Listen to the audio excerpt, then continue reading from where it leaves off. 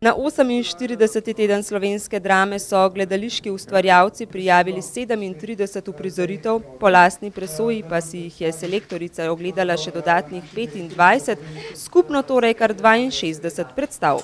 V tekmovalni del je uvrstila 6 predstav. Družbeno angažirana predstava Človek, ki je gledal svet, v izvedbi Slovenskega mladinskega gledališča je kot prva. Ustvarjalci se prizadevanja lotevajo skoraj dokumentarno, nepristransko na prvi pogled, prikazujejo usodo, probleme ljudi, običajnih ljudi na različnih koncih sveta, tudi našem. V tekmovalni program sodi tudi avtorski projekt Stenica v izvedbi Prešernovega gledališča Kranj in Mestnega gledališča Ptuj.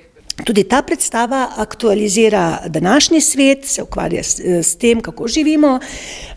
Postavljena zgodba nekako je postavljena v dva obdobja, v obdobje povojne Jugoslavije, se pravi čas idealizma, a tudi ideologije, graditve nekega novega sveta in pa predtem preskok kasneje v današnji čas, se pravi čas individualizma, kapitalizma, globalnega potrošništva in demokracije. Ogledali si bomo še predstavo Ljudožerci režiserja Ivice Buljana v izvedbi drame SNG Maribor, ki je prizemljena, navezuje se na estetiko pop kulture in razkriva vsakdanjo banalnost zla. Peta predstava so Cankarjevi Hlapci v izvedbi SNG Drama Ljubljana, ki je kompleksna, dovršena, analitična in premišljena predstava, ki razkriva dobro poznavanje Cankarjevega opusa.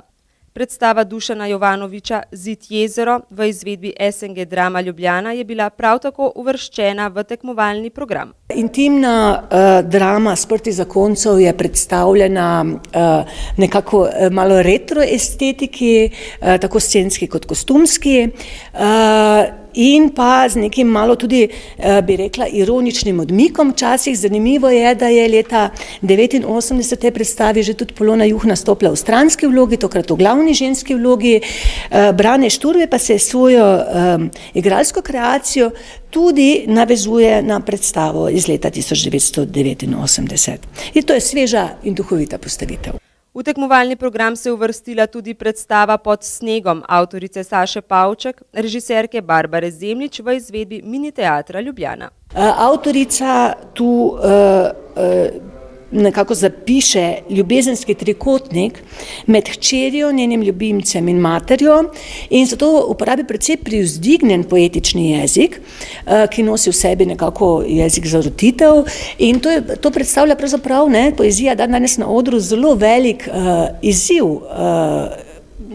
Zelo redko se pravzaprav, vedno redkeje pri nas pojavljajo predstave v verzih. Poleg tekmovalnega bo tu še 6 spremljevalnih predstav in 6 predstav mednarodnega programa.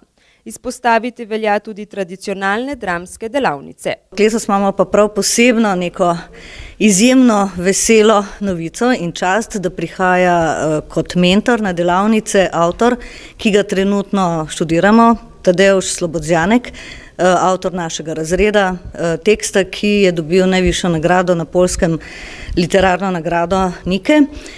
Tekst, ki se igra v skoraj 40 državah, ena najbolj igranih sodobnih poljskih dram.